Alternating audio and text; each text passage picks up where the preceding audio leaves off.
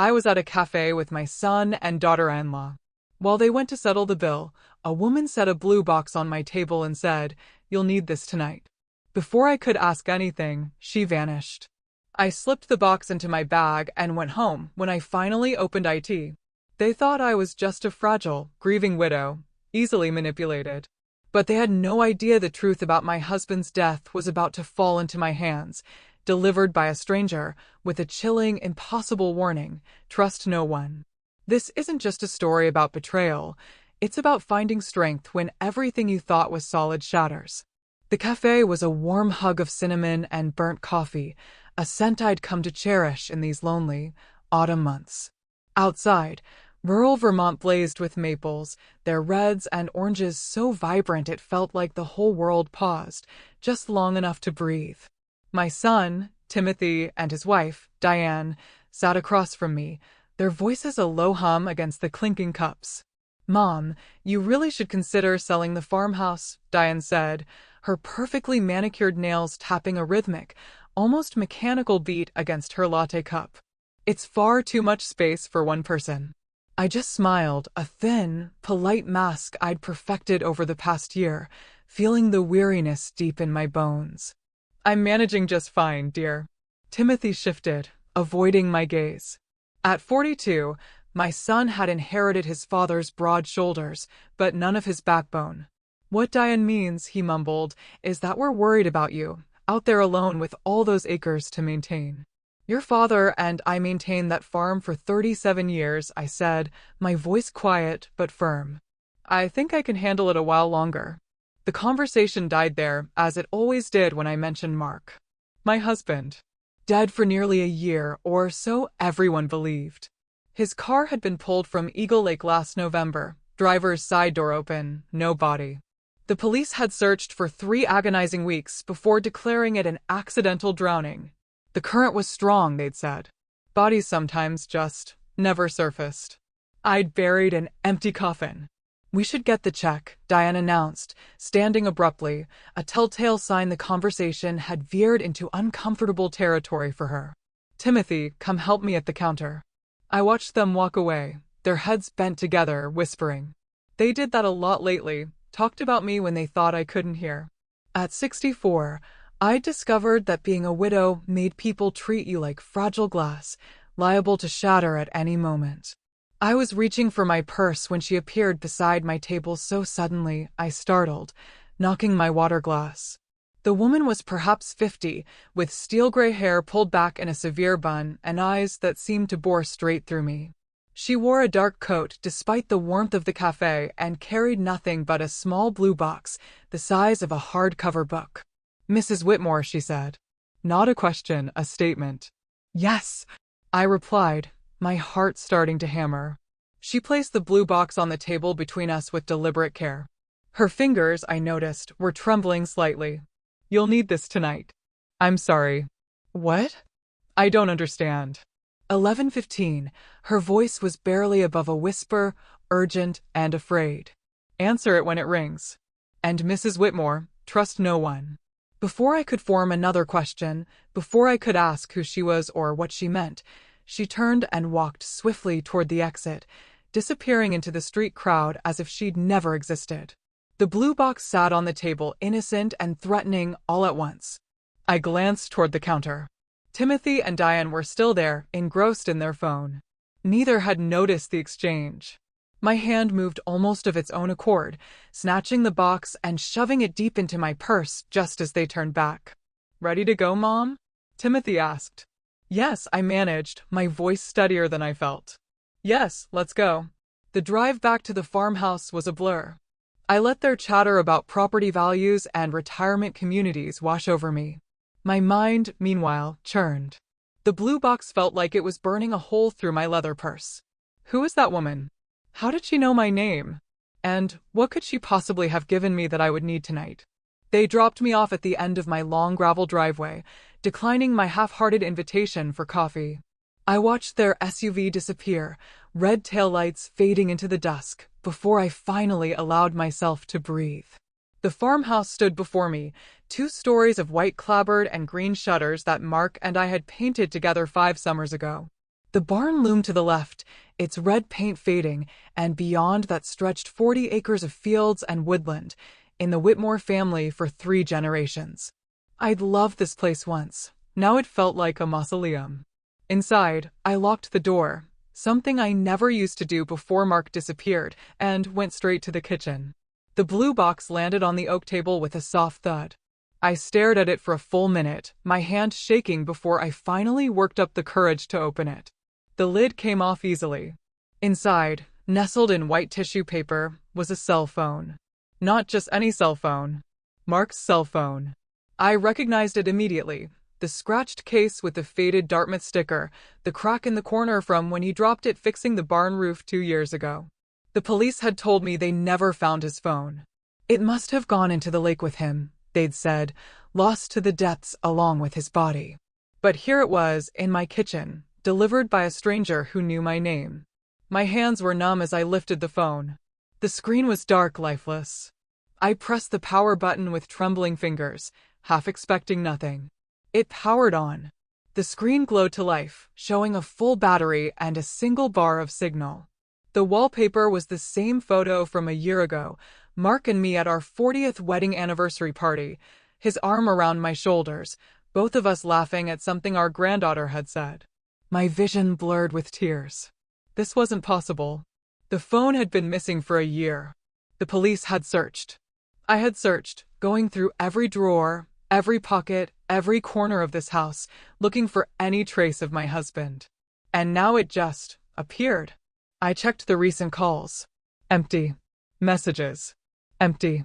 Everything had been wiped clean, except for that one photo. That one memory, preserved like a ghost in the machine. The kitchen clock read 6:47 p.m., 11:15, the woman had said. Answer it when it rings. 4.5 agonizing hours to wait. 4.5 hours to sit with this impossible object and wonder if I was losing my mind. If grief had finally cracked something fundamental inside me. I made tea chamomile, the kind Mark used to joke was just hot plant water. I didn't drink it. I just held the mug and watched the steam rise, while the phone sat on the table like an unexploded bomb. At 7:30, I tried calling Timothy. It rang 6 times before going to voicemail. I didn't leave a message. What would I say? Your father's phone just appeared. A strange woman gave it to me. He already thought I was fragile.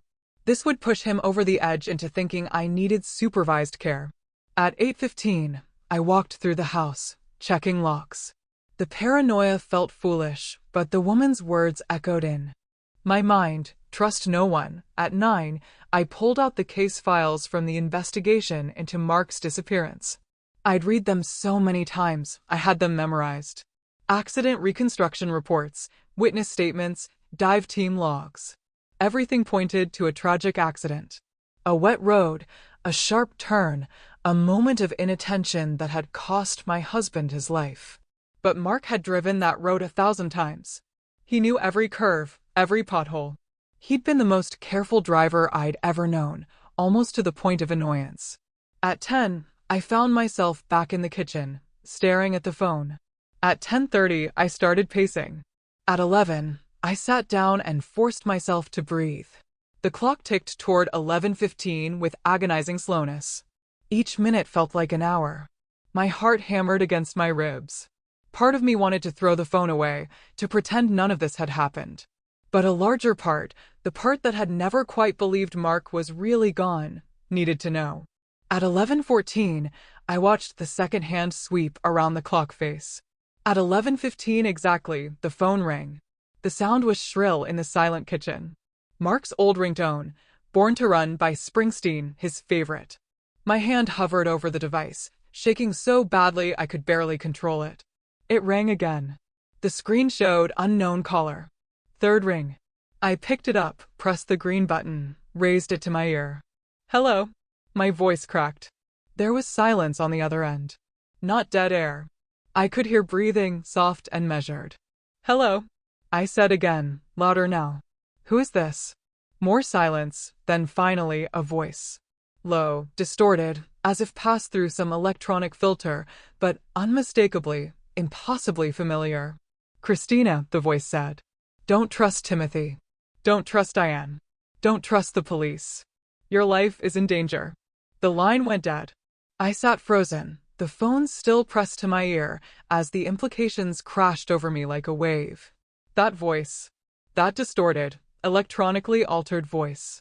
It had sounded exactly like my husband, Mark Whitmore, dead for nearly a year, buried, or rather, commemorated, in an empty grave in the Oak Hill Cemetery.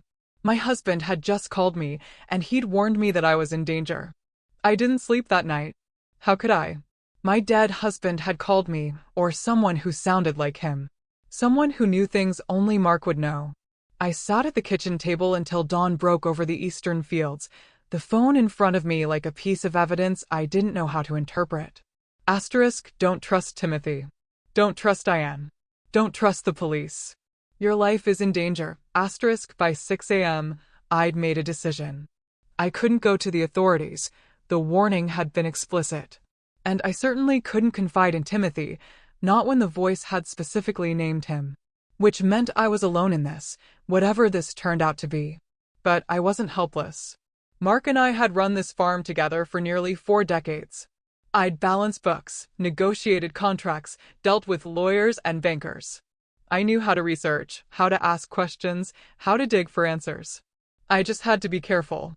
The first thing I did was examine the phone more thoroughly. In the morning light, I noticed details I'd missed the night before. The battery showed 100% charge, despite the phone being missing for a year. Someone had maintained it, kept it powered, preserved it for exactly this moment. I scrolled through the settings. The phone number was still Mark's old number, the one that had been disconnected after his death. Yet somehow it had received a call. I checked the call log again. Still empty, as if the midnight conversation had never happened. But it had. I knew it had. I was searching through the photo gallery when I heard gravel crunching in the driveway. My heart leaped into my throat. I shoved the phone into my cardigan pocket and moved to the window. Timothy's SUV. 8:15 in the morning, and he was here unannounced. I forced myself to breathe normally as I opened the front door. Timothy climbed out alone this time, carrying a cardboard tray with 2 coffee cups. "Morning, Mom," he called out, his smile a little too bright. "Thought I'd bring you breakfast. Hope you haven't eaten yet." "This is a surprise," I said, keeping my voice light. "Diane not with you? She had a yoga class." He handed me one of the coffees as he stepped inside. "Besides, I wanted to talk to you. Just us." A chill ran down my spine. Just us, the words felt weighted, deliberate. We sat in the living room, and I watched Timothy look around the space with an expression I couldn't quite read. Appraising, maybe calculating. "Mom, I need to be honest with you," he began, setting his coffee on the side table. "Diane and I are concerned. Really concerned." "About what?" "About you. About this house. About," he gestured vaguely, "everything. You've been different since Dad died. Distant. And we think maybe it's too much, being out here alone with all these memories." I sipped my coffee to buy time. It was from the expensive place downtown, not the cafe where we'd been yesterday. Timothy never brought me expensive coffee unless he wanted something. "I'm managing perfectly well," I said. "Are you?" He leaned forward, his expression earnest. "Because we've been thinking, and we really believe it would be better if you moved into town. Maybe one of those nice senior living communities. They have independent apartments, activities, people your own age." "I'm 64, Timothy, not 90. I know. But this place, it's a lot of work. And the property taxes alone are eating up your savings. If you sold, you could have real financial security, live comfortably, not have to worry." There it was. The real reason for the morning visit. "The farm isn't for sale," I said firmly. Timothy's jaw tightened. "Mom, be reasonable. You can't keep it running by yourself. The fields are going. The barn needs repairs, and winter's coming. What are you going to do when the pipes freeze or the furnace breaks down?" "The same thing your father and I did for 37 years. Fix them. Dad's not here anymore." The words came out sharper than he'd intended. He caught himself, softened his tone. "I'm sorry. I just mean you need to think practically. This is a valuable piece of property. We could get top dollar for it, especially with developers moving into the area. Asterisk we asterisk? I repeated slowly. He had the grace to look uncomfortable. There's been some interest. A company called Pinnacle Holdings reached out to Diane's firm last month. They're looking to acquire land in this county for a new residential development. And you've been talking to them? Just preliminary conversations, but Mom, they're offering serious money. Enough that you'd never have to worry about finances again. I set down my coffee cup with deliberate care. Let me make something very clear, Timothy. This farm has been in the Whitmore family for 3 generations. Your grandfather built this house with his own hands. Your father and I raised you here. I'm not selling it to developers so they can tear it down and build McMansions. You're being emotional. I'm being loyal to your father's memory. Something flickered across Timothy's face. Guilt, maybe. Or anger. Dad's dead, Mom. He's been dead for almost a year. We can't keep pretending otherwise. The phone in my pocket seemed to burn against my leg. If only Timothy knew. I think you should leave, I said quietly. He stood, his movement stiff. Fine. But think about what I said. Really. Think about it. Because Diane and I are not going to stand by and watch you run yourself into the ground trying to maintain this place alone. There was something in his tone that made my skin prickle. A hint of threat beneath the concern. What does that mean? It means we love you and we're going to do what's best for you, whether you like it or not. He left without another word, the door closing firmly behind him. I watched through the window as he sat in his car for a long moment, his phone pressed to his ear, before finally driving away. My hands were shaking. I pulled out Mark's phone and stared at it. Don't trust Timothy, the voice had said. And now Timothy was pressuring me to sell the farm, had been talking to developers, was making veiled threats about doing what was best for me. What was happening here? I needed information, real information, not just suspicions and paranoid theories.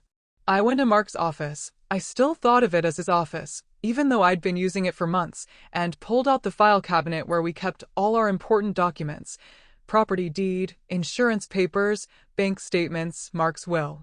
I spread them across the desk and started reading with fresh eyes, looking for anything I might have missed before. The will was straightforward. Everything went to me, with Timothy as the sole heir after my death. Standard. Nothing unusual, except. I pulled out the property deed and examined it more carefully. The farm was in both our names. Had been since we'd inherited it from Mark's parents 37 years ago. But there was an annotation I'd never noticed before, dated 2 months before Mark's death. A notation about a survey request. Someone had requested a property survey last September. I grabbed my laptop and started searching through our email history. Mark and I had shared an email account for household business, old-fashioned maybe, but it had worked for us. I searched for survey and property and Pinnacle. 3 emails popped up. The first was from a company called Boundary Line Surveyors, confirming an appointment for September 15th of last year. The second was a receipt for their services, paid in full. The third was from an email address I didn't recognize, r.pembroke@pinnacleholdings.com.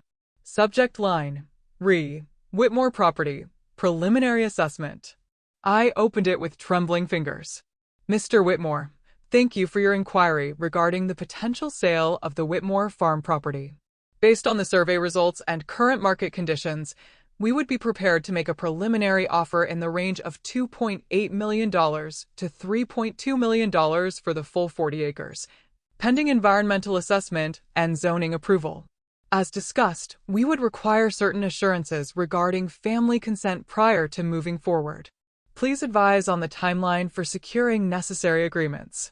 Best regards, Richard Pembroke, Acquisitions Director, Pinnacle Holdings.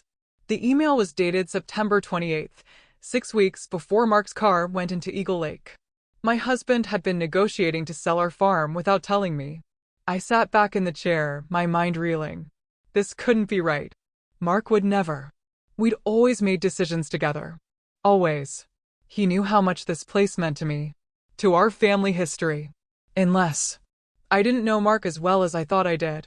The betrayal was a bitter taste in my mouth, and I realized this was far bigger than I'd ever imagined. By the way, if you're still with me on this wild ride, make sure to hit that subscribe button. You won't want to miss what happens next. My phone, my actual phone, buzzed. A text from Diane. Hi, Christina. Just wanted to check in. Timothy mentioned you seemed upset this morning. Everything okay? We're here if you need anything. XO. The timing felt calculated. Timothy had probably texted her the moment he left. I didn't respond. Instead, I went back to Mark's phone and did something I should have done hours ago. I tried to access his email on the device. But when I opened the email app, it asked for a password. I tried our anniversary, our address, Timothy's birthday. All wrong. I was still trying combinations when a knock at the door made me jump. I shoved both phones into my pocket and went to answer it. A man stood on my porch, mid-40s, wearing a sport coat over jeans. He held up a badge and a leather wallet. Mrs. Whitmore, I'm Detective Brian Hardwick from Mont State Police. Do you have a few minutes to talk? My throat went dry. What's this about? It's regarding your husband's death. We've received some new information, and I need to ask you a few questions. May I come in? Every instinct screamed at me to refuse. Don't trust the police, the voice had said. But refusing to talk to a detective would look suspicious. Would draw exactly the kind of attention I couldn't afford. Of course, I heard myself say, stepping aside. Detective Hardwick had kind eyes and a patient manner that probably put most people at ease. It had the opposite effect on me. We sat in the living room, and he pulled out a small notebook. I apologize for the intrusion, he began. I know this must be difficult. Revisiting everything. But we've been reviewing cold cases, and something came up regarding the accident last November. What kind of something? A witness has come forward. Someone who was in the area the night your husband's car went into the lake. They claim to have seen another vehicle nearby, possibly following Mr. Whitmore's car. My heart pounded. Following him? That's what they say. We're trying to verify the account, but it raises some questions about the circumstances of the accident. He paused. Mrs. Whitmore, was your husband having any problems before he died? Financial troubles, disputes with anyone, anything unusual in his behavior? The emails about selling the farm flashed through my mind. No, nothing. The lie came easily, instinctively, because if I told the truth, that Mark had been secretly negotiating to sell our property, it would open doors I wasn't ready to walk through. Not until I understood what was really going on. And you haven't noticed anything strange recently? Unusual phone calls, anyone asking questions about your husband, the blue box, the midnight call, the stranger in the cafe. No, I said, nothing like that. Detective Hardwick studied me for a long moment. His kind eyes suddenly seemed much sharper. Mrs. Whitmore, if there's something you're not telling me, now would be the time. If your husband's death wasn't an accident, if someone caused it, you could be in danger. The exact words the voice on the phone had used. I appreciate your concern, Detective, but I've told you everything I know. He handed me a business card. If you think of anything or if anything unusual happens, call me. Day or night. We take these things seriously. After he left, I locked the door and leaned against it, my legs barely holding me up. A new witness. Another vehicle, possibly following. Mark's death might not have been an accident. And someone, Timothy, Diane, the police, all of them, was lying to me about what really happened that night. I pulled out Mark's phone again. This time, I didn't try to guess the password. Instead, I examined the phone itself more carefully, running my fingers along the edges until I found it. A tiny piece of paper wedged between the phone and its case. I pried it out. It was folded so small it was almost invisible, thin as tissue. I unfolded it with shaking hands. 4 words in Mark's unmistakable handwriting. The truth is buried. I stared at Mark's handwriting until the words blurred. Buried where? In what sense? Metaphorical, or was he telling me to literally dig somewhere? I needed help. Real help. But who could I trust? The answer came to me as I sat at Mark's desk, surrounded by documents and secrets. Sarah Brennan, Mark's sister, lived 3 hours away in Boston, and we'd always been close. She'd been devastated by her brother's death, had flown in for the funeral, and stayed for a week, helping me sort through the initial chaos of widowhood. More importantly, she'd never liked Diane, and she had no financial stake in the farm. I called her on my regular phone, keeping my voice casual in case anyone was somehow listening. Sarah, it's Christina. I was wondering if you might have time for a visit this week. Of course. Is everything all right? I'd like to see you. Maybe you could come up for a few days. There was a pause.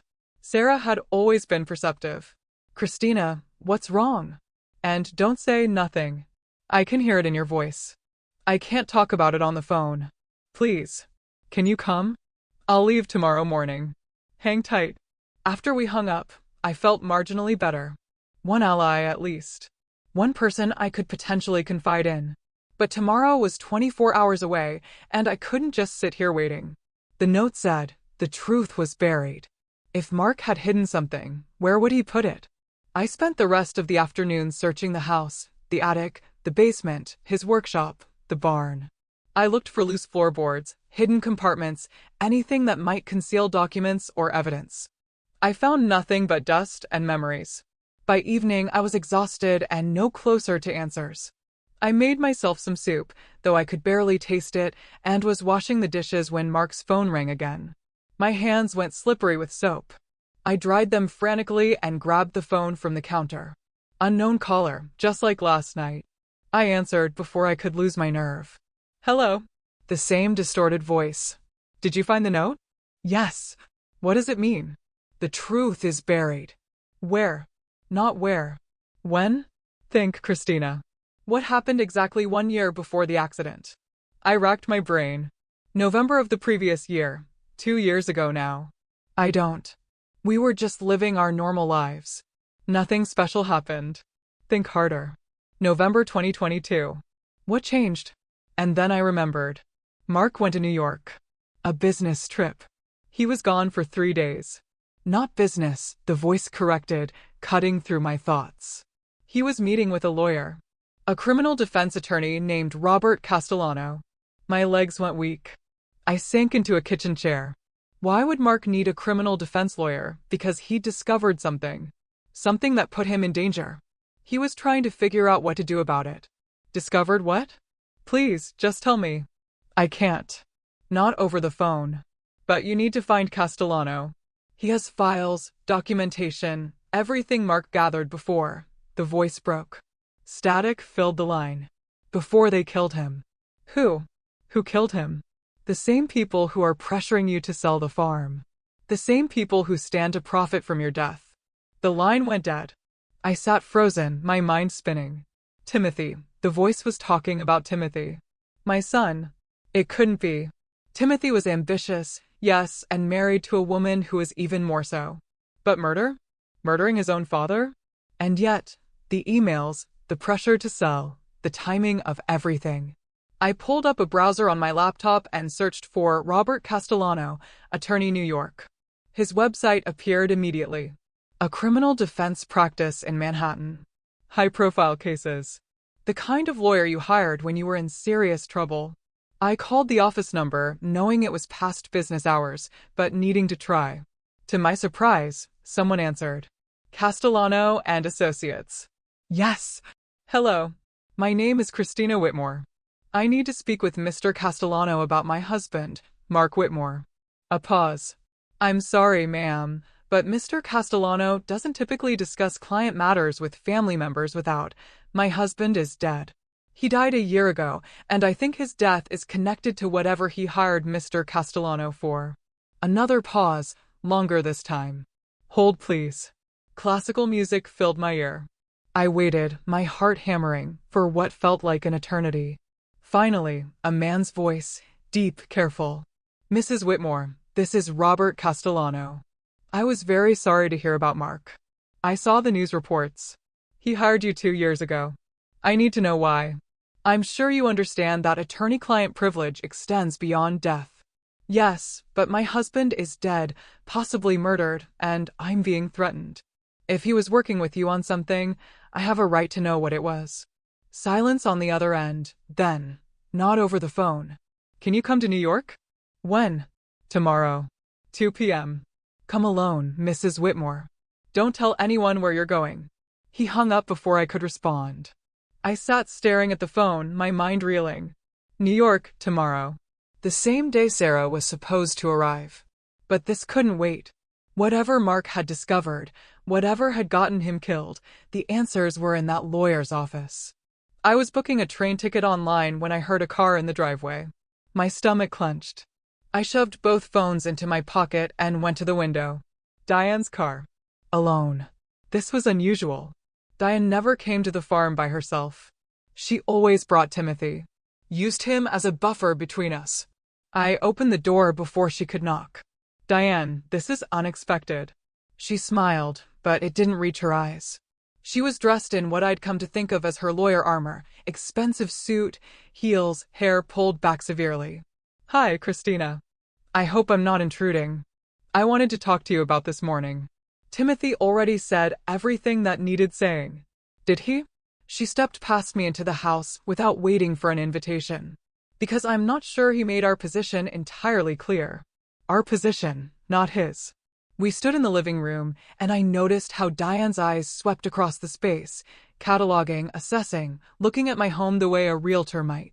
Timothy told me you were upset when he mentioned selling, Diane continued. I understand this is an emotional topic, but Christina, we need to be realistic here. I am being realistic. The farm isn't for sale. Even if keeping it means losing everything else? The words hung in the air like a threat. What does that mean? Diane sat down on the sofa, crossed her legs with deliberate grace. It means that maintaining this property is expensive. Property taxes, utilities, insurance, repairs. And your income is limited. I'm managing fine. Are you? Because I've been reviewing your financial situation. You've been, as your daughter-in-law, as someone who cares about your well-being. I asked Timothy for access to the household accounts just to make sure everything was in order.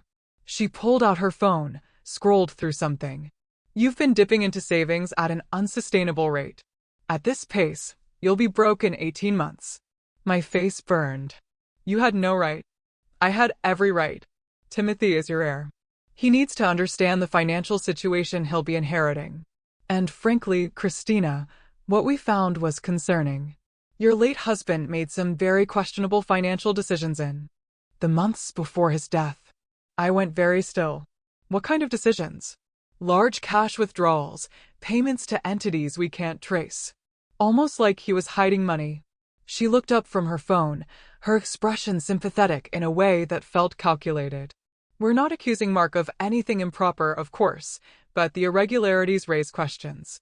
Questions that might interest the IRS. It was a threat barely veiled, but a threat nonetheless. Get out, I said quietly. Get out of my house now. Diane stood, smoothing her skirt. I'm trying to help you. We both are. If you'd just be reasonable about this, if you'd agree to sell, all of these problems would go away. You'd be financially secure. We could handle any complications from Mark's financial activities, and you could live somewhere more appropriate for someone your age. Someone my age. I repeated. You mean somewhere you could control me? I mean somewhere safe. Her voice hardened. This is a big property, Christina. Lots of isolated areas. The barn, the woods, that old well behind the north field. Accidents happen on farms, especially to elderly people living alone. The room felt like it was tilting. Are you threatening me? Of course not. I'm worried about you. She headed for the door, then paused. Oh, one more thing. We've been in contact with an elder care attorney. Did you know that in Vermont, family members can petition for guardianship if they believe a loved one is no longer capable of making sound decisions? It's a legal protection, really, to prevent elderly people from being taken advantage of. My blood ran cold. You wouldn't. We would if we had to. If we felt you were putting yourself at risk, making irrational choices, refusing help. She smiled that empty smile again. Think about it, Christina. Think about what's best for everyone. We'll give you a week to decide about the sale. After that, well, we'll have to explore other options. She left, her heels clicking across the porch, and I locked the door behind her with shaking hands. They were going to declare me incompetent.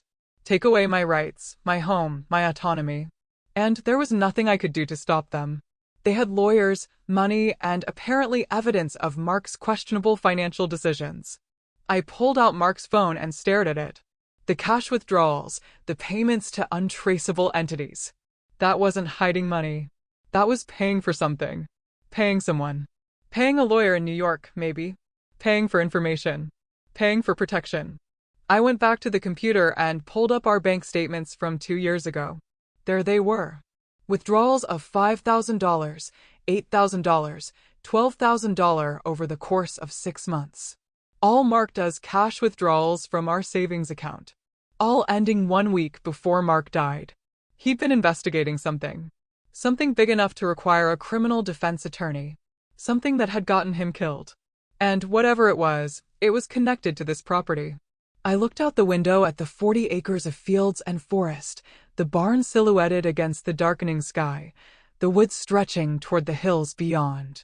What was buried here? What had Mark found? My phone, my regular phone, buzzed. A text from Timothy. Mom, Diane told me about your conversation. Please don't make this harder than it has to be. We love you. I deleted it without responding. Then I went upstairs to my bedroom and started packing a bag. Train to New York in the morning. Meet with Castellano at 2. Find out what Mark knew. I was folding clothes into a small suitcase when I heard something that made my heart stop. Footsteps on the porch. Heavy footsteps, slow and deliberate. I moved to the window and looked down. A figure stood in the shadows near my front door. Dark clothes, face obscured. They weren't knocking. They were just standing there. Waiting. I grabbed my phone to call 911, then remembered. Don't trust the police. The figure moved, stepping into the pale light from the porch lamp. I couldn't see the face clearly, but I could see enough. The build, the posture, the way they stood with hands in pockets, weight shifted to one leg. It was exactly how Mark used to stand. The figure raised one hand in a small wave, then pointed toward the barn and walked away into the darkness. My hands were trembling so badly I could barely hold the phone. That couldn't have been Mark. Mark was dead. I'd seen the car pulled from the lake. I'd sat through the funeral. I'd spent a year grieving. But that gesture, that wave. I'd seen it 10,000 times in 40 years of marriage. Mark's phone buzzed in my pocket. A text message this time, from no number. The barn. Midnight. Come alone. Trust no one else. I looked at the clock. 11:47 p.m. 13 minutes. I stood at my bedroom window, watching the seconds tick by on my watch. 11:52, the barn was a dark shape against the darker sky. Its familiar silhouette suddenly menacing. This was insane. Walking out to an isolated barn at midnight to meet someone who might or might not be my dead husband. It was exactly the kind of thing people did in horror movies right before they died. But what choice did I have? Every instinct I had screamed that the answers were out there, in that barn where Mark had spent countless hours working on equipment, where he'd taught Timothy to drive the tractor, where we'd stored 50 years of family history. I grabbed a flashlight from the nightstand drawer and headed downstairs, moving quietly, even though I was alone. At the kitchen door, I paused. Some practical part of my brain insisted I needed protection, something I could use to defend myself if this was a trap. The problem was, I'd never owned a weapon in my life. Mark had kept a hunting rifle once, years ago, but he'd sold it when Timothy left for college. There were tools in the mudroom, a hammer, a wrench, but the thought of actually using them against another person made me feel sick. Instead, I grabbed my phone, my regular phone, and set it to record audio. If something happened to me, at least there would be evidence. 11:58, I stepped out into the November night. The cold hit me immediately, cutting through my cardigan. I should have grabbed a coat, but it was too late now. The barn was 100 yards away, across the gravel parking area and past the old vegetable garden. I'd walked this path thousands of times in my life. Never once had it felt threatening. Tonight, every shadow seemed alive with danger. The barn door was slightly ajar, which was wrong. I always kept it closed to keep animals out. A faint light glowed from inside. Not electric. Something softer. A lantern, maybe. Hello. I called out, my voice barely above a whisper. No answer. I pushed the door open wider and stepped inside. The interior was exactly as I remembered it. Stalls along one wall, Mark's workbench at the far end, the old tractor that no longer ran parked in the center. The light came from a battery-powered camping lantern sitting on the workbench, casting long shadows across the space. And standing beside the workbench, half in shadow, was a man. My breath caught. From this angle, in this light, he looked exactly like Mark. Same height, same build, same way of standing with hands clasped behind his back. Mark. The word came out broken. The figure stepped into the light. It wasn't Mark. But the resemblance was striking, close enough to be his brother. Though Mark had only one sibling, Sarah, and she was very much female. This man was perhaps 50, with Mark's broad shoulders and sharp jawline, but his face was harder, more weathered. There was a scar running along his left cheekbone. "Who are you?" I demanded, anger replacing fear. "Why are you doing this to me?" "My name is David Hall," he said. His voice was different from the distorted one on the phone. Rougher, with a slight accent I couldn't place. "And I'm doing this because your husband asked me to. Mark is dead." "I know. I was there." He moved closer, and I saw his eyes were red-rimmed, exhausted. "I was the one driving the other car that night. The one the witness saw following him."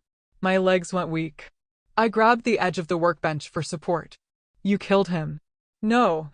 The word was fierce, pained. "I was trying to protect him." "We both were." "Both?" He pulled something from his jacket pocket. A wallet. He flipped it open to show me a badge and ID card. Federal Bureau of Investigation. "Mark came to us 2 years ago," Hall said. "He discovered something about this property, something that put him in danger. I was assigned to his case." I stared at the badge, my mind refusing to process this. The FBI? Why would the FBI care about a family farm in Vermont? Because it's not just a farm, Mrs. Whitmore. Under your property, specifically under the north field near the old stone wall, there's a natural cave system. And in that cave system, someone has been storing something very valuable, very illegal. The world tilted. "What are you talking about?" Hall moved to the workbench and pulled out a folder that had been hidden beneath some tools. "About 18 months ago, your husband noticed some unusual activity on the property. People hiking through your woods at odd hours, tire tracks where there shouldn't be any. He started investigating on his own, which was dangerous and foolish, but understandable." He handed me the folder. Inside were photographs, night vision images of men carrying boxes through woods I recognized as mine. Close-ups of the cave entrance, hidden behind the old stone wall. And most damning, photos of Timothy and Diane meeting with men I didn't recognize in parking lots, passing envelopes back and forth. "Your son," Hall said quietly, "discovered the cave system about 5 years ago. He's been renting it out to a drug smuggling operation. They use it as a storage facility. Drugs come up from the south, get stored here temporarily, then distributed throughout New England." I couldn't breathe, couldn't think. "Timothy. My son. A criminal." "You're lying." "I wish I was." "Your husband found evidence of the operation. He came to us, agreed to cooperate, help us build a case. We were close, Mrs. Whitmore. So close to making arrests. And then," his voice broke. "Then someone inside the investigation tipped them off. We think it was local law enforcement. Maybe Detective Hardwick. Maybe someone else. Mark was compromised. They knew he was working with us, so they killed him. They made it look like an accident, forced his car off the road into the lake. I was following in an unmarked vehicle, trying to protect him, but I was too far back. By the time I got there, he stopped, composed himself.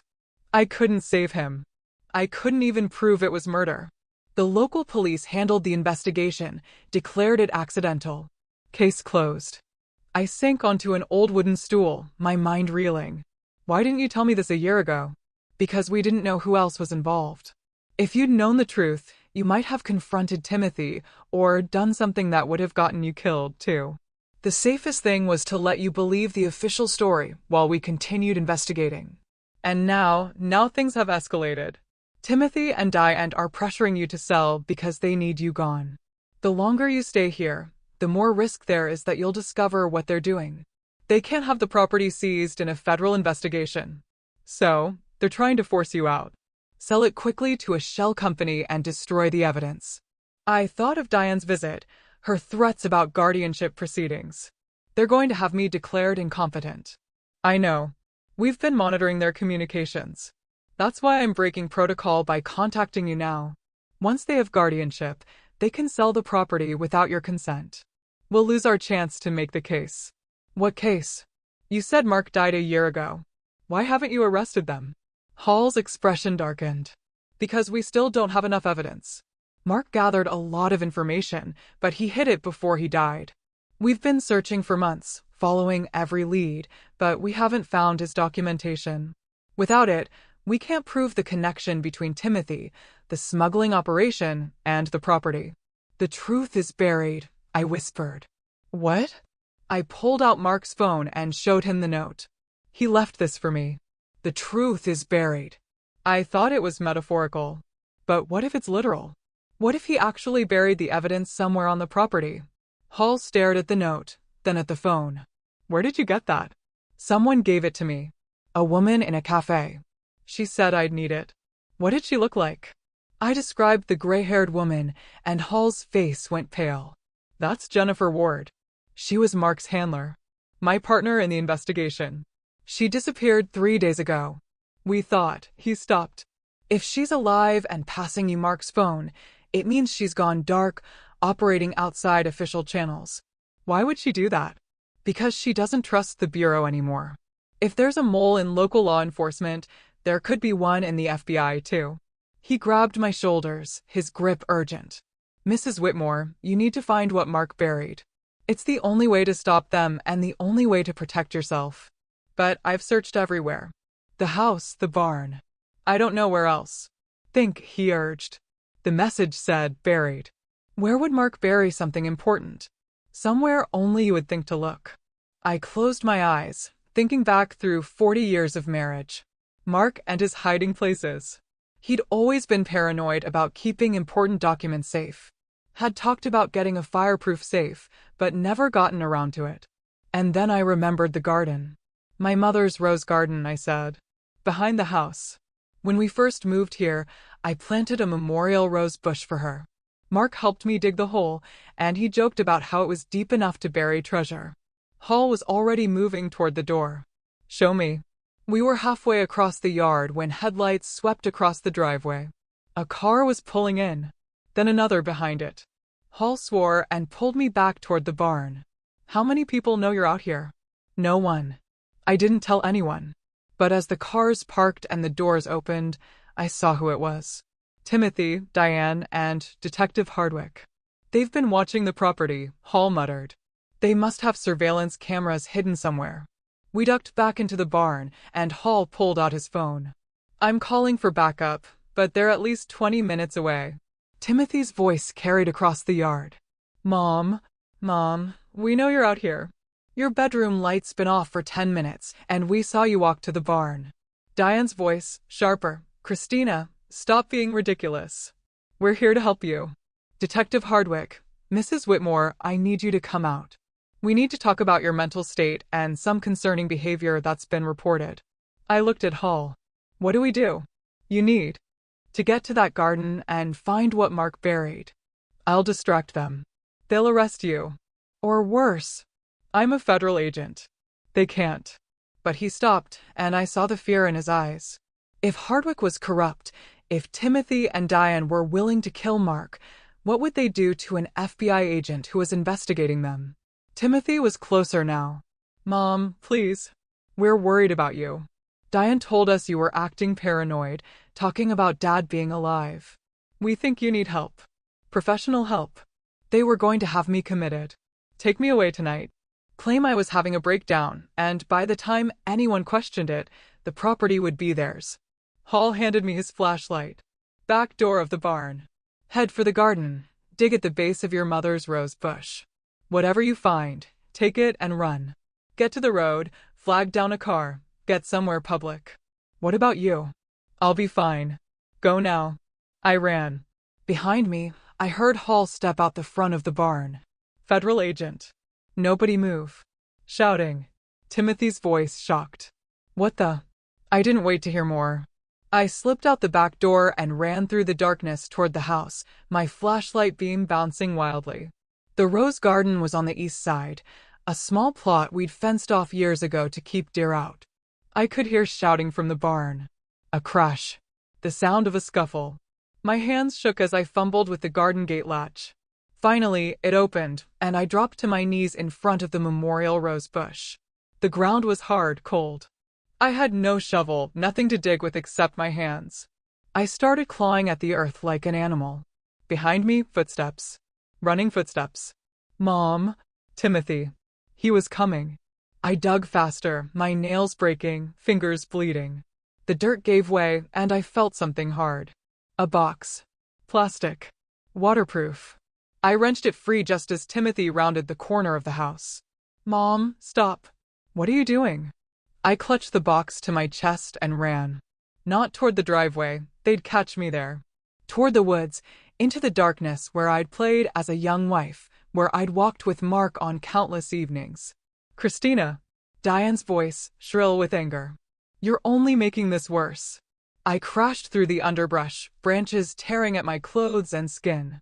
Behind me, flashlight beams swept through the trees. They were following. My lungs burned. I was 64 years old, running through dark woods from my own son, carrying a box that contained evidence of his crimes. I didn't know how much longer I could keep going. And then I broke through the tree line and found myself on the old logging road that ran along the edge of our property. And there, like a miracle, was a car. Headlights on, engine running, the passenger door open. Get in. A woman's voice. The gray-haired woman from the cafe, Jennifer Ward. I didn't hesitate. I dove into the car, clutching the box, and she gunned the engine before my door was even closed. As we sped away, I looked back and saw Timothy and Diane standing on the edge of the woods, illuminated by their flashlights, watching us disappear. Ward looked at the box in my lap. Is that it? Mark's evidence. I think so. Then we have a chance. But, Christina, you need to understand something. Your son just saw you take that box. He knows what it contains, and he's going to do whatever it takes to get it back. Where are we going? Somewhere safe. Somewhere we can open that box and figure out exactly what Mark died trying to protect. She handed me her phone, where a mirrored feed of Timothy's messages was open. On the screen was a text message just received from an unknown number. You have 24 hours to return the documents and convince your mother to sell. If you don't, we eliminate all loose ends. That means you, the FBI agent, and anyone else who knows about the operation. Your choice, Timothy. Family or prison. My son had 24 hours to choose between saving me and saving himself. And I had no idea which he would choose. Jennifer Ward drove us to a motel 40 miles away, a shabby roadside place where nobody asked questions if you paid cash. We sat in room 117, the box from Mark's grave between us on the stained carpet. And for a long moment, neither of us moved to open it. Before we look, Ward said quietly, you need to understand what opening this means. Once we see what's inside, once we know what Mark found, there's no going back. People have died for this information. My husband died for it, I said. I need to know why. She nodded and carefully pried open the waterproof seal. Inside were 3 items, a USB drive, a leather journal, and a sealed envelope with my name written in Mark's handwriting. My hands shook as I picked up the envelope. Ward busied herself with her laptop, giving me privacy as I carefully opened it. My dearest Christina, it began. If you're reading this, then I'm gone. And you've been smart enough and brave enough to find what I buried. I'm so sorry, my love. Sorry for the secrets. Sorry for the danger I've put you in. Sorry that I couldn't tell you the truth while I was alive. I discovered what Timothy was doing 18 months ago. I wanted to believe I was wrong. Wanted to think my son couldn't be capable of such things. But the evidence was undeniable. He'd been using our property to facilitate drug trafficking, making hundreds of thousands of dollars while putting our family and our legacy at risk. I confronted him. He cried. Said he'd gotten in over his head with debts from Diane's lifestyle. Promised it was almost over. Like a fool, I believed him. I gave him 2 months to extract himself from the operation. He tried to have me killed instead. The first attempt was subtle. Brake lines on my truck, made to look like mechanical failure. I survived only because I happened to take your car that day. The second was less subtle. A break-in while you were visiting Sarah, where someone searched my office and tried to make it look like a robbery. I knew then that Timothy wasn't going to stop. That's when I went to the FBI. Agent Ward has been my lifeline, and Agent Hall has risked everything to protect both of us. If they're helping you now, trust them completely. On this USB drive is everything. Financial records linking Timothy to the smuggling operation, photographs, recordings of conversations, documentation of the cave system, and its use. It's enough to put him in prison for 20 years. But Christina, here's what you need to understand. Timothy didn't do this alone. Diane orchestrated everything. She found the contacts, set up the operation, pushed Timothy into it when he hesitated. And she has connections we didn't know about. Her law firm represents some very dangerous people. That's why the local police can't be trusted. That's why even the FBI has been compromised. The journal contains my personal observations and a detailed account of how I discovered everything. Use it however you see fit. I know this will break your heart. I know you'll want to protect Timothy despite everything, because that's who you are. Kind, forgiving, always seeing the best in people. But please, my love, protect yourself first. Our son made his choices. You don't have to suffer for them. I love you.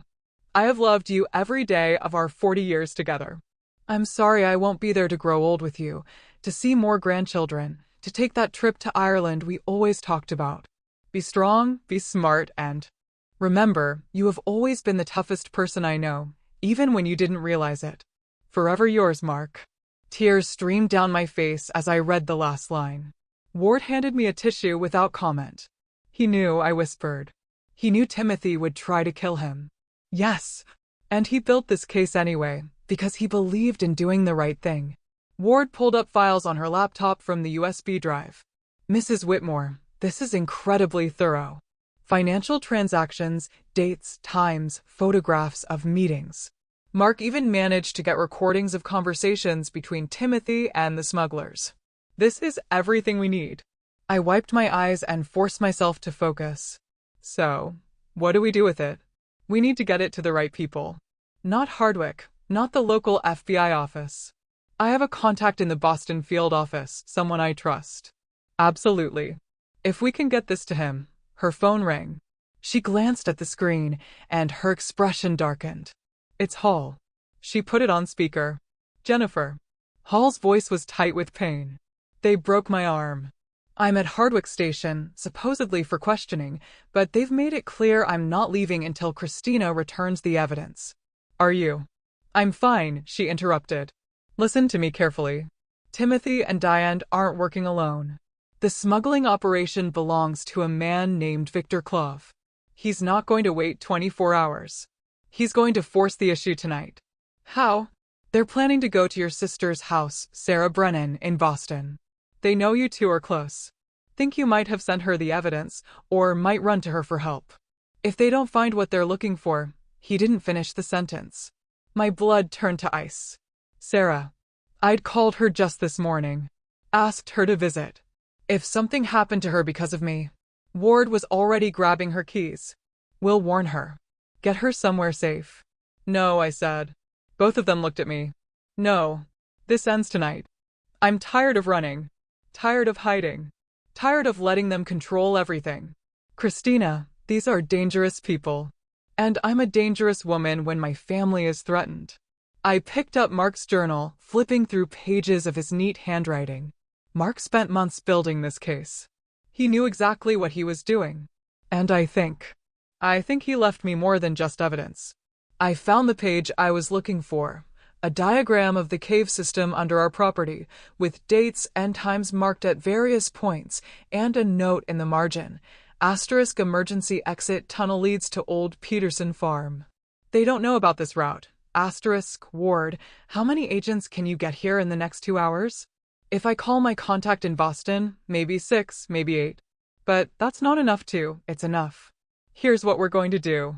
I laid out the plan, using everything I knew about my property, everything Mark had documented, everything I'd learned about Timothy and Diane's operation. Ward listened, her expression shifting from doubt to cautious optimism. It's risky, she said finally.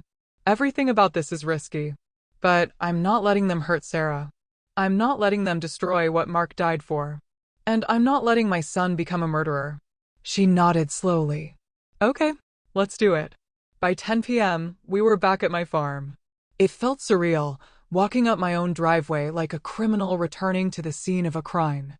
But this was my home, my land, my family's legacy for 3 generations. I wasn't going to lose it to drugs and corruption and my son's terrible choices. The house was dark except for one light in the kitchen. Ward had called ahead, set up the meeting. Timothy and Diane thought I was coming to negotiate, to return the evidence in exchange for my safety and Sarah's. They had no idea what was really about to happen. I walked through my front door, unlocked as requested, and found them waiting in the kitchen. Timothy sat at the table, his head in his hands. Diane stood by the window, perfectly composed in a black suit, her phone in her hand. Detective Hardwick was there, too, leaning against the counter with his arms crossed. And 2 other men I didn't recognize, large and intimidating, who were clearly Clove's people. Mom. Timothy looked up, and I saw my son. Really saw him, maybe for the first time in years. He looked exhausted, frightened, decades older than his 42 years. Thank God. Are you okay? Am I okay? I kept my voice level calm. Timothy, you tried to have me committed tonight. You've been using our family property for drug trafficking. You were part of the plan to kill your father. So, no, I'm not particularly okay. I didn't. He stopped, looked at Diane. I didn't want any of this. You have to believe me. Enough. Diane's voice was sharp. Christina, you have something that belongs to us. We need it back. Now. What I have, I said, belongs to the FBI. Evidence of your crimes. Evidence that your husband murdered my husband. Mark's death was an accident. Hardwick interjected. The official report was falsified by you, detective. In exchange for what? Money? Protection for your own illegal activities. His face reddened.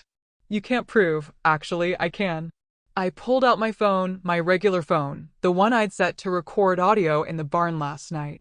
You see, I've been recording everything. Every conversation, every threat, every admission, including Agent Hall's statement about your corruption before you arrested him. The room went very still. Diane's expression didn't change, but her hand tightened on her phone. You're bluffing. Am I? Would you like to hear the recording of you threatening me yesterday? Talking about accidents on farms, about guardianship proceedings, about making my problems disappear. I looked at Timothy. Or maybe you'd like to hear your conversation with Diane 3 nights ago, where she told you that your father had to die because he knew too much. Timothy's face went white. How did you? Your father wasn't the only one who knew how to hide recording devices. I've had this house wired for audio for 3 months. Ever since you started pressuring me to sell. I wanted to know why my loving son suddenly cared so much about property values. It was a lie.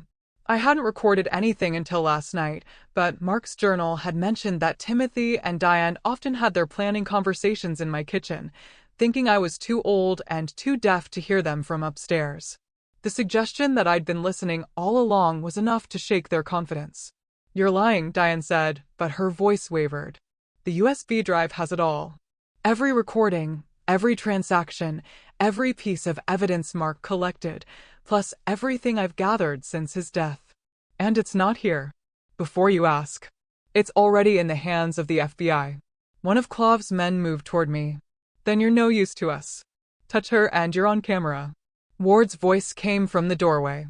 She stood there with her weapon drawn, and behind her were 6 more agents, all armed. Federal agents. Everyone on the ground, hands visible. Chaos erupted. Hardwick went for his gun. One of Clove's men lunged for me. Timothy shouted no and tried to intervene. And then the lights went out. Ward had cut the power, just as we'd planned. In the darkness, I dropped to the floor and crawled toward the mudroom, counting steps in my head. 5, 6, 7. Gunshots. Shouting. The sound of bodies hitting the floor.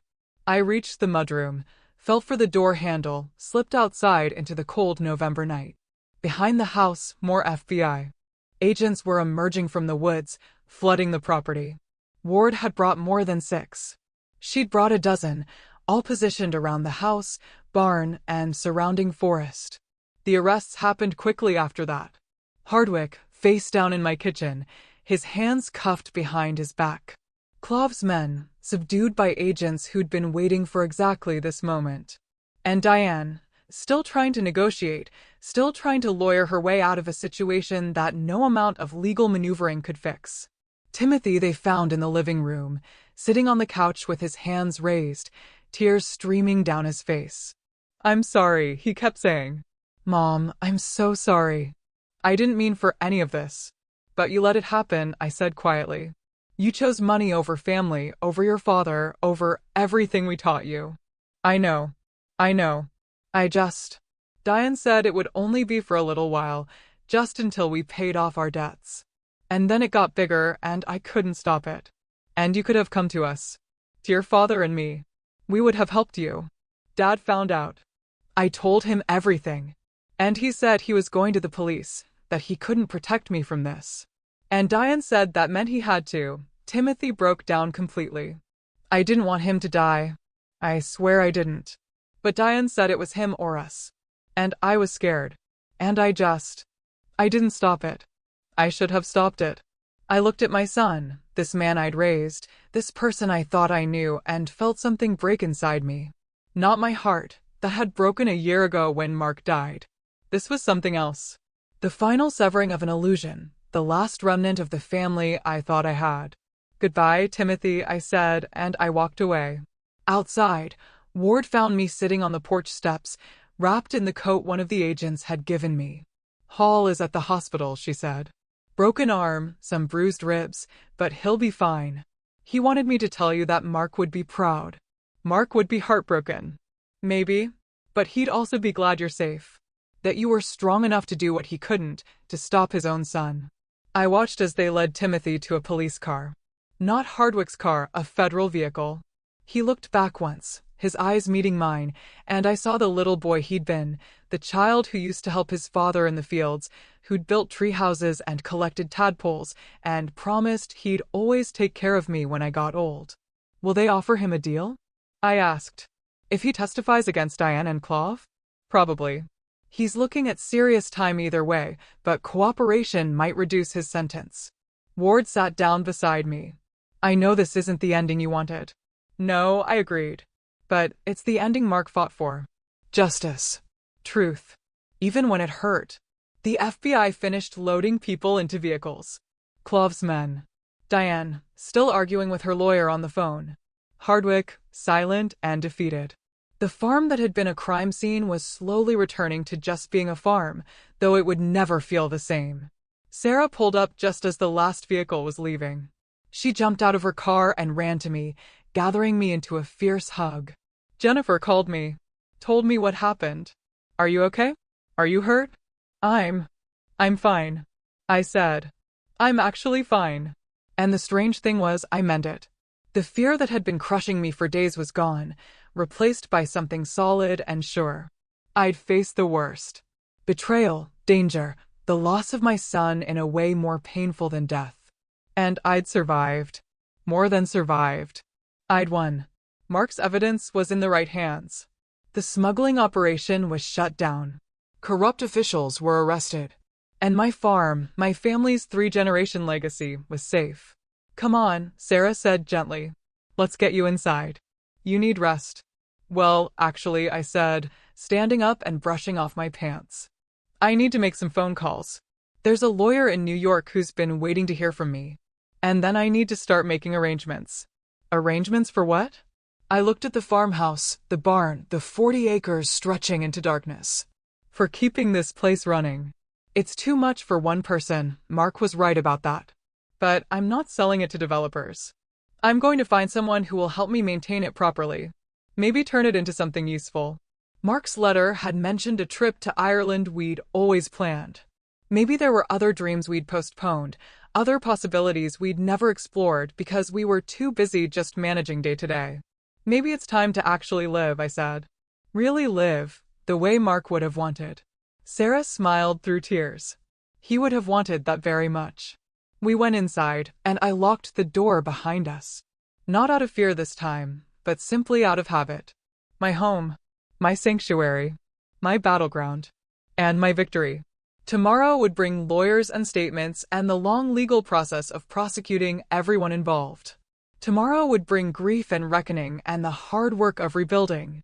But tonight, I was just a woman who'd outsmarted criminals, saved her family's legacy, and discovered that at 64 years old, she was far from finished.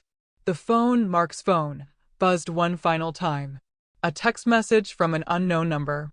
"Well done, Christina. He always said you were tougher than you looked. JW." I smiled and set the phone down. Mark had been right about a lot of things.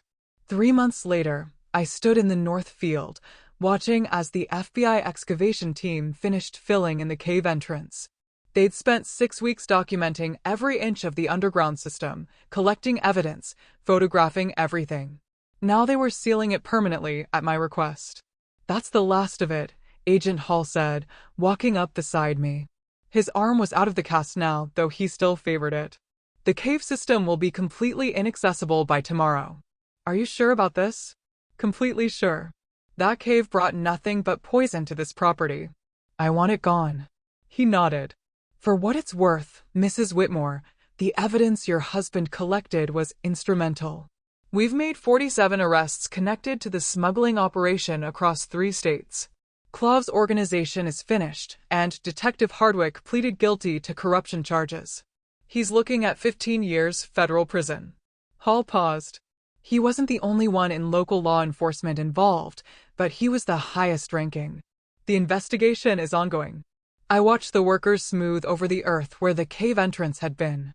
In spring, I'd plant wildflowers there. Something beautiful to cover the ugly truth beneath. "Thank you," I said, "for protecting Mark. For trying to save him. I wish I could have done more." "You did exactly what he would have wanted. You helped finish what he started." After Hall left, I walked back toward the house, taking my time, enjoying the cold February air and the way the snow crunched under my boots. The farm looked peaceful under its blanket of white, almost the way it had when Mark and I first inherited it all those decades ago. So much had changed. So much had been lost. But not everything. Sarah was in the kitchen when I came in, stirring something on the stove that smelled like her famous beef stew. She'd moved into the farmhouse 2 weeks after the arrests, claiming she needed a change of scenery from Boston. We both knew the real reason. She didn't want me to be alone. I was grateful for it. The house felt less empty with her here, less haunted by Mark's absence and Timothy's betrayal. "Mail came," she said, nodding toward the table, including something from the district attorney's office. I picked up the official envelope, knowing what it would contain. The plea deal. Timothy's lawyers had been negotiating for weeks. Inside was a summary. Timothy Whitmore had agreed to plead guilty to conspiracy charges and provide testimony against Diane and the remaining members of Clove's organization. In exchange, his sentence would be reduced from 25 years to 12, with possibility of parole after 8 years. 8 years minimum before I might see my son outside of prison walls. There was a handwritten note clipped to the document from Timothy's attorney. "Mrs. Whitmore, your son asked me to convey that he understands if you don't wish to visit him. He knows he has no right to ask for your forgiveness, but he wants you to know that he thinks about you every day, and he's profoundly sorry for the pain he's caused." I set the letter down carefully. "Are you going to visit him?" Sarah asked gently. "I don't know. Not yet. Maybe someday when," I trailed off. "When what?" "When it hurts less. When I could look at him without seeing Mark's death in his eyes. Maybe someday. For what it's worth, I think Mark would want you to forgive him eventually. Not forget, but forgive. Mark had a bigger heart than I do." "No," Sarah said firmly. "You have the same heart. You're just being realistic about how long healing takes. There's wisdom in that." The other letters were easier to deal with. A thank you note from Agent Ward, who'd been promoted for her work on the case. An update from the Historical Society about their interest in documenting the farm's history. And a formal letter from Pinnacle Holdings withdrawing their offer to purchase the property and apologizing for any inconvenience. I'd learned that Pinnacle Holdings was a shell company owned by Clove's organization. The whole development scheme had been a cover for legitimizing the property transfer and destroying evidence. They'd planned to buy the land, demolish everything, and build their residential community on top of the sealed cave system. It would have worked, too, if Mark hadn't been the careful, thorough man he was. If he hadn't noticed the small inconsistencies, the odd visitors, the tire tracks where they shouldn't be. My husband had saved this farm with his attention to detail and his unwavering sense of right and wrong. Even knowing it would cost him everything, he'd chosen truth over family loyalty. I wasn't sure I could have made the same choice, but I was grateful every day that he had. A week later, I drove into town for my appointment with Robert Castellano. He'd flown up from New York specifically to meet with me, insisting there were matters we needed to discuss in person. His temporary office was in a converted Victorian house near the town square. He greeted me warmly, his handshake firm, his eyes kind behind wire-rimmed glasses. "Mrs. Whitmore, thank you for coming. Please sit." We settled into chairs by a fireplace, and he pulled out a folder I recognized immediately. "Mark's file. I've been waiting to give you this until the criminal proceedings were settled," he said. "Your husband was not just my client, Mrs. Whitmore. He became my friend. What he was doing, building a case against his own son, took remarkable courage. It broke his heart. I know. He talked about it often. The conflict between doing what was right and protecting his child." Castellano opened the folder. But he wanted to make sure that if anything happened to him, certain provisions were in place. He updated his will through my office 6 months before his death. My breath caught. Updated it how? First, he established a trust. He'd been quietly selling off some investments. Nothing that would attract attention, but enough to create a substantial fund. $230,000. I stared at him. I never knew. He was very discreet. "The trust is in your name, with specific instructions for its use." He wanted to ensure that the farm could be maintained properly, that you'd have financial security regardless of what happened with the criminal investigation. Timothy doesn't know about this. No one knew except Mark and myself. The trust was designed to be invisible until it was needed. And there's more. He pulled out another document. Mark also created a provision that in the event of his death under suspicious circumstances, Timothy would be disinherited entirely. The farm, the property, all remaining assets would go solely to you, with Sarah Brennan as alternate beneficiary, should you predecease her. The paper blurred as tears filled my eyes. Mark had known that Timothy might be behind his death, known that I'd need protection from my own son's greed, known that I'd need the means to fight back. He thought of everything, I whispered. He was a remarkable man. He also left you a letter. He gave it to me 2 months before his death, with instructions to deliver it only after all legal proceedings concluded. Castellano handed me a sealed envelope. He said you'd know what to do with it when the time was right. I didn't open the letter until I was back at the farm, sitting in Mark's office with the door closed. Sarah respected my privacy, staying in the kitchen while I carefully broke the seal. "My dearest Christina," it began. "If you're reading this, then everything I feared has come to pass. Legal matters are resolved, and you know the full truth about Timothy, about the farm, about everything I discovered and tried to stop. I imagine you're angry with me for keeping secrets. You have every right to be. We promised each other no secrets, and I broke that promise. But I need you to understand why. I kept the truth from you because I couldn't bear to break your heart before it was absolutely necessary. You loved Timothy so completely, so unconditionally. Telling you that our son was a criminal, that he was willing to kill his own father, would have destroyed something beautiful in you. That capacity for love, for seeing the best in people. I couldn't take that from you until there was no other choice. I know that by the time you read this, your heart is already broken. I'm sorry, my love. So profoundly sorry. But here's what I need you to know. This isn't the end of your story. You're 64 years old, and you have so much life ahead of you. Don't let Timothy's choices define your future. Don't let my death trap you in grief. The farm is yours now. Truly yours to do with as you wish. If you want to keep it, the trust will help. If you want to sell it and travel the world, do that. If you want to turn it into something completely new, I support that too. What matters is that you live, Christina. Really live. Not just survive or endure, but thrive. Remember our dreams. Ireland in the spring. Learning to paint. Taking cooking classes in Italy. Writing the novel you always talked about. We put those dreams on hold because the farm needed us. Because Timothy needed us. Because there was always something more important. Nothing is more important than your happiness now. Nothing. I've set up the trust so you'll have freedom.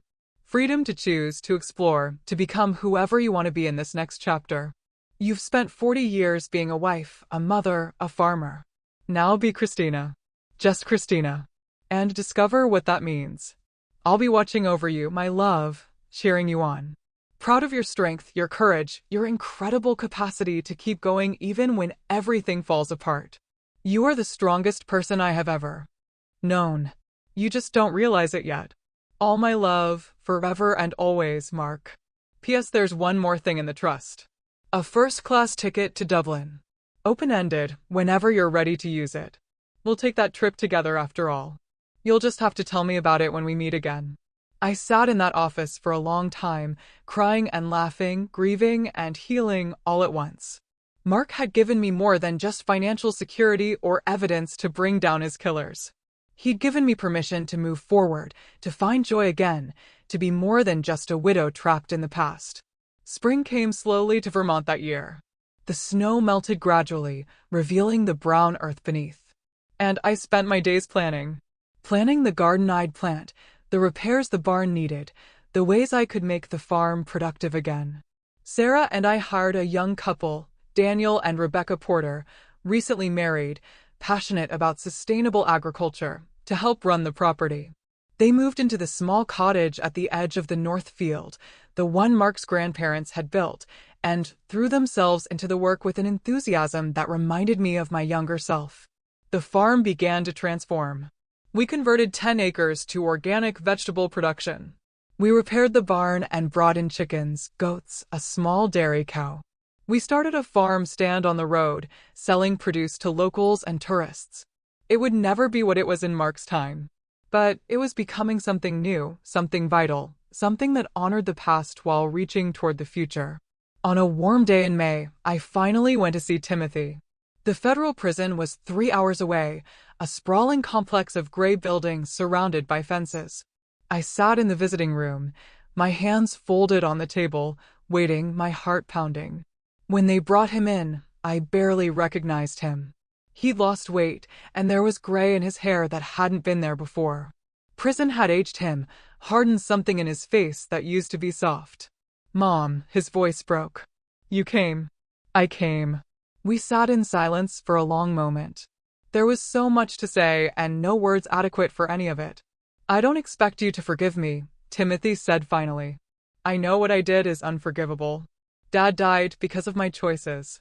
Because I was weak and greedy and stupid." "Yes," I said. No point in lying about it. I think about him every day. About what he must have felt, knowing his own son. He stopped, composed himself. "The guilt is worse than prison." "Good," I said, and his eyes widened. "I'm sorry, Timothy, but good. You should feel guilty. Your father was a good man, and he deserved better from you. We all deserved better." "I know. But here's what I need you to understand. Your father's last act was to protect me.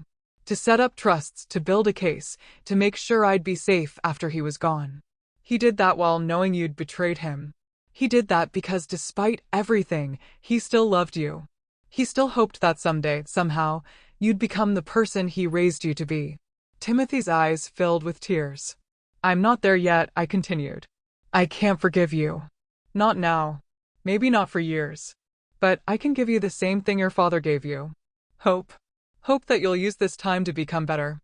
Hope that when you get out, you'll spend the rest of your life making amends. Hope that someday we might be able to sit together and remember him without this weight between us." "I'll try," he whispered. "I swear I'll try. That's all I ask." I didn't visit again after that. Maybe I would someday, when more healing had happened, when the sharp edges of betrayal had dulled to something more manageable. But for now, I'd said what I needed to say. Diane, I learned, had received 22 years with no possibility of parole. She'd refused all plea deals, fought the charges to the bitter end, and been convicted. Part of me felt satisfaction at that. A larger part just felt tired. The legal proceedings finally concluded in July. Clove himself was extradited to face charges in 3 countries. His organization was dismantled. The corruption investigation led to the resignation of the county sheriff and 2 other officials. Mark's legacy wasn't just the farm. It was justice, truth, and the courage to stand against evil, even when it wore your own son's face. In August, I booked the ticket to Dublin. Sarah came with me. We spent 3 weeks wandering through green hills and ancient castles, drinking Guinness in cozy pubs, listening to traditional music in crowded rooms.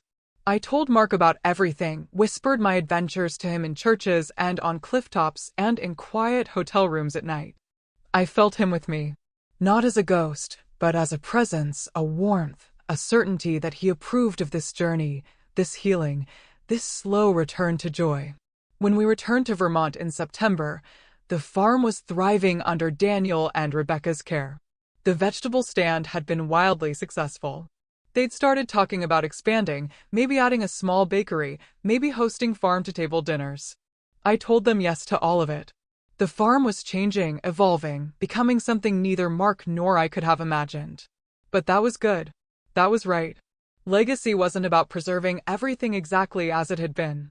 Legacy was about taking what was good and valuable from the past and building something new with it.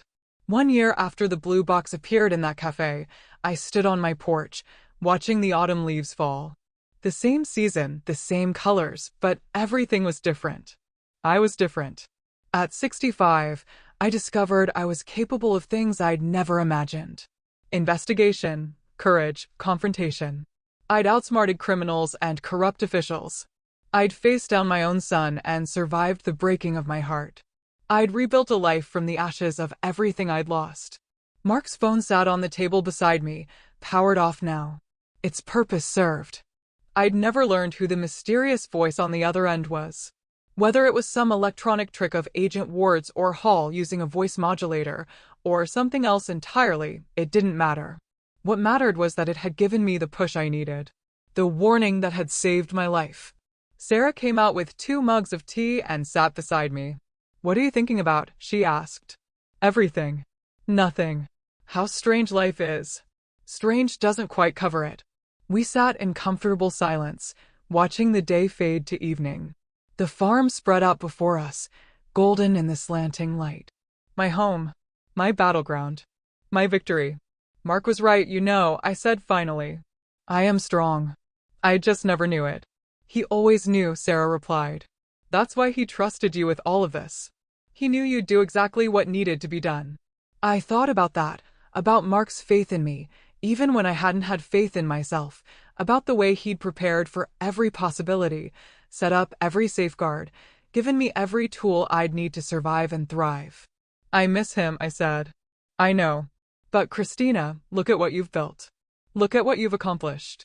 He'd be so proud." She was right.